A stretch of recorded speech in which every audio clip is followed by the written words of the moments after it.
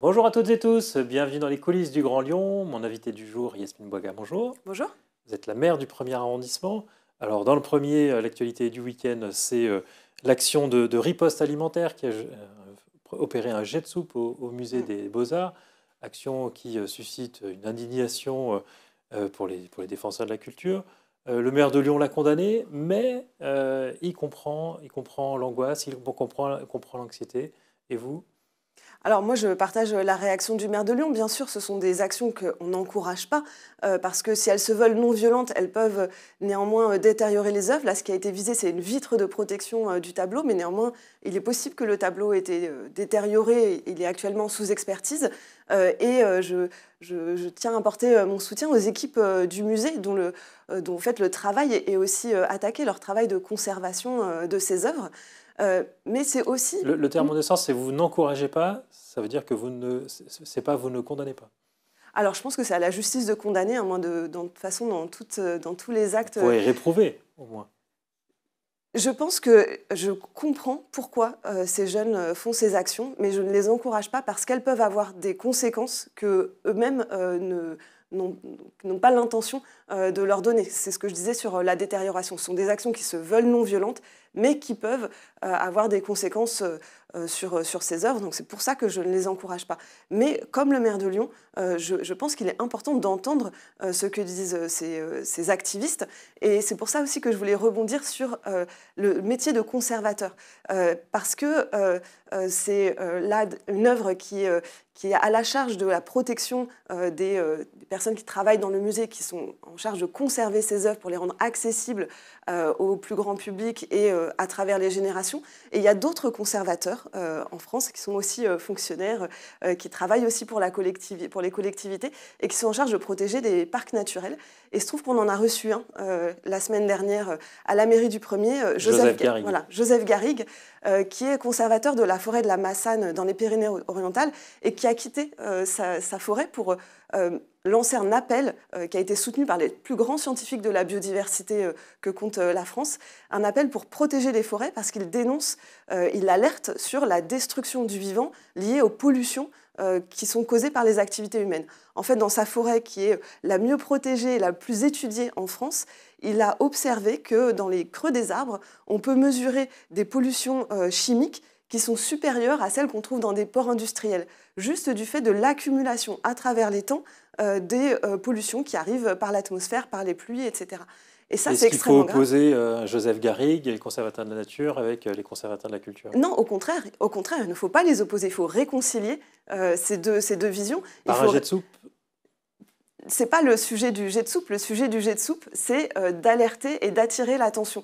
Et je pense que ce qui est intéressant dans les réactions, ce qui est intéressant à voir, c'est que lorsqu'on a organisé une conférence de presse avec Joseph Garrigue la semaine dernière, on avait des citoyens inquiets pour la situation de l'écologie, la situation du climat, de la biodiversité. On avait des associations comme Greenpeace, Alternativa, mais il n'y avait pas de journalistes. C'est la raison pour laquelle on vous invitait aujourd'hui, avant l'action militante ce week-end au Musée des Beaux-Arts.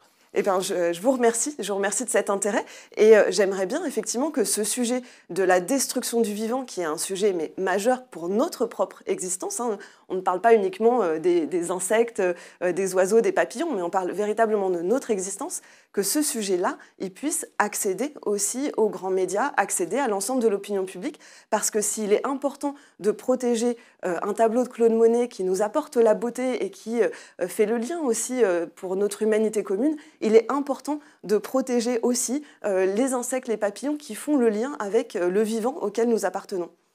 Alors ça, vous êtes engagé en politique il y a un peu plus de 3 ans maintenant, en devenant maire du premier. C'est le bon lieu pour avoir les bons leviers en matière de transition écologique?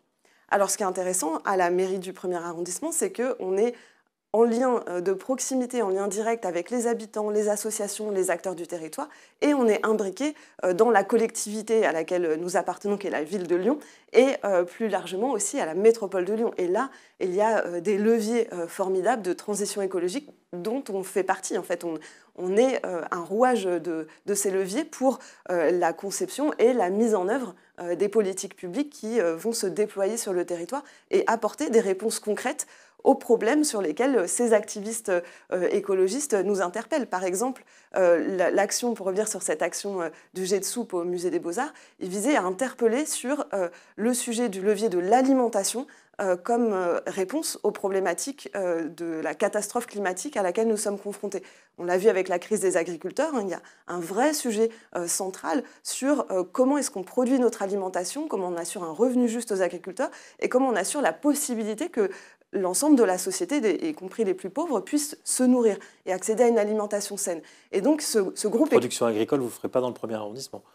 Non, on ne le fera pas dans le premier arrondissement. En revanche, ce qu'on fait dans le premier arrondissement, c'est des cantines scolaires avec un approvisionnement local et bio. Et donc, on soutient clairement cette production agricole responsable, respectueuse de l'environnement, respectueuse aussi des travailleurs sur le territoire. Et non pas avec des importations qui mettent les agriculteurs locaux en concurrence avec des marchés internationaux. Et donc, c'est ces vraies alliances-là qui ont une consistance concrète sur le territoire qu'on a au quotidien dans les cantines scolaires et qu'on va développer davantage aussi pour permettre sur les marchés un étiquetage, c'est déjà en place, un étiquetage aussi de la production locale qui permet aux consommateurs de s'orienter aussi vers les producteurs. Et ça, on le voit au quotidien et les gens aussi nous interpellent là-dessus et ils sont aussi contents de voir qu'il y a des réponses concrètes qui leur sont apportées.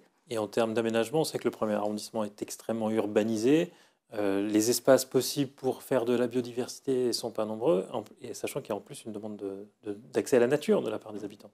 Quelles sont les solutions que vous avez ? Alors, ce qui est intéressant dans le premier arrondissement aussi, c'est qu'on a des associations qui sont passionnées de la nature. Et par exemple, on travaille beaucoup avec Des espèces par million, qui est une association naturaliste qui a procédé à un inventaire de la vie sauvage dans le premier arrondissement. Ça pourrait paraître paradoxal, mais ils ont identifié 1457 espèces de plantes, d'oiseaux, d'insectes différentes qui vivent, qui habitent dans le premier arrondissement. Ça va du papillon à la fouine, en passant par des différents types de plantes. Et donc, ils ont produit ce guide de la biodiversité qu'on diffuse auprès des habitants, auprès des écoles, pour que les gens puissent reconnaître aussi ce qui vit avec eux dans la ville. Et on travaille avec eux également pour protéger les espaces, les habitats de cette biodiversité. Par exemple, dans la friche du Bon Pasteur, friche du Mont Sauvage, rue du Bon Pasteur, qui est un espace qui était auparavant destiné à un projet immobilier qu'on a interrompu pour permettre de préserver un espace dédié à la nature et qui, cette année 2024, sera partiellement ouvert au public pour que les personnes puissent avoir un lieu de fraîcheur supplémentaire dans la ville, mais partiellement fermé aussi sur une partie pour permettre aussi à cette vie sauvage d'avoir un espace dans la ville. Il y aura aussi sur l'ancienne école des Beaux-Arts un lieu dédié à la transition écologique. C'est votre réponse à l'appel des universitaires qui voulaient une université de la mutation ? Alors oui, c'est la réponse de la ville de Lyon. Ce n'est pas uniquement le premier arrondissement. Le premier arrondissement, on a été très volontaire et on a proposé de faire atterrir ce projet sur l'ancienne école des Beaux-Arts. Et ce qui a été du coup soumis à la concertation, faire un tiers-lieu de la transition écologique sur cette école des Beaux-Arts. Et donc, il paraissait totalement cohérent d'y faire aussi atterrir un lieu dédié à la recherche-action, c'est-à-dire de rencontre entre les chercheurs et les entrepreneurs, les associations qui veulent réfléchir sur des problématiques de transition écologique, d'organisation sociale et politique dans un contexte de mutation de la société, et que ce soit aussi un lieu de transmission des savoirs, de formation, un lieu dédié à l'ensemble des acteurs du territoire lyonnais. C'est un lieu qui n'a pas prévu d'ouvrir avant les prochaines échéances municipales en 2026. Alors c'est un lieu dont certains espaces pourront peut-être être ouverts en 2026, mais il y a des gros travaux à faire qui vont s'engager dès la fin de cette année. Beaucoup de travaux d'ailleurs vont démarrer en 2024. On note qu'il n'y en a pas beaucoup qui seront terminés avant les échéances. Vous avez le boulevard de la Croix-Rousse, vous avez la piétonisation, vous avez l'aménagement de la rive droite du Rhône. Vous risquez d'arriver aux prochaines municipales en plein travaux. Oui, c'est effectivement un risque. C'est un risque qu'on a choisi de prendre parce qu'il faut en responsabilité avancer sur ces projets qui sont nécessaires pour l'adaptation de la ville aux enjeux climatiques, l'adaptation permettre de pouvoir planter, permettre de répondre aussi aux problématiques d'usage pour ce qui est du boulevard de la Croix-Rousse. Oui, ça prend du temps de faire de la concertation, de faire des études, mais c'est nécessaire de les faire pour agir véritablement de façon responsable et mener les projets comme il faut. Et oui, on risque d'arriver aux élections en période de chantier, de travaux, d'avoir des mécontentements liés à ces travaux, mais c'est à nous d'expliquer aussi, à nous élus, d'expliquer pourquoi ces travaux sont nécessaires. Et jusqu'ici, dans les différentes réunions d'information que nous avons fait ou les permanences au cours desquelles nous rencontrons les habitants, ils et elles le comprennent bien. C'est-à-dire quand on explique, oui, il y aura 2 ans de travaux sur le boulevard de la Croix-Rousse pour faire des réseaux, c'est-à-dire les réseaux d'assainissement, d'eau, de gaz, d'électricité. Bon, les personnes réfléchissent et se rendent compte qu'elles en ont besoin dans leur quotidien. Donc même si ce n'est pas, j'ai envie de dire, c'est pas glamour de dire on a rénové tout le réseau d'assainissement de la Croix-Rousse, mais si on l'explique, les gens se rendent compte que c'est nécessaire. Et je crois que c'est ça le cœur de notre action politique, c'est de faire non pas ce qui est glamour, mais ce qui est nécessaire. Juste un mot pour finir. Vous avez hissé le drapeau blanc au fronton de votre mairie. Ça a suscité beaucoup de réactions. Comment vous lisez ces réactions? C'est le signe qu'on ne peut plus parler sereinement de ce qui se passe en Palestine?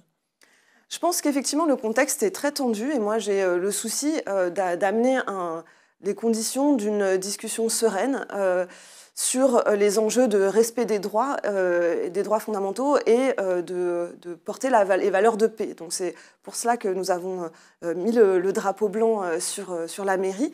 Et je pense qu'effectivement, nous avons à cœur de pouvoir restaurer dans un futur proche les conditions d'un dialogue apaisé. Actuellement, ces conditions-là ne sont pas réunies, mais j'ai reçu aussi beaucoup de soutien pour cette initiative parce que les personnes sont quand même beaucoup d'habitants, d'habitantes sont inquiètes de ces situations, de la situation au Proche-Orient, d'un conflit qui peut avoir des répercussions aussi en France. Et on a besoin de porter des valeurs universelles que sont les valeurs de paix et de respect du droit. Vous n'êtes pas prêt de faire descendre ce drapeau alors? Pour l'instant, l'actualité internationale ne permet pas en fait, de faire descendre ce drapeau. Yasmine Bouaga, je vous remercie. Merci à vous. Moi, je vous dis à demain pour une nouvelle émission des coulisses du Grand Lyon.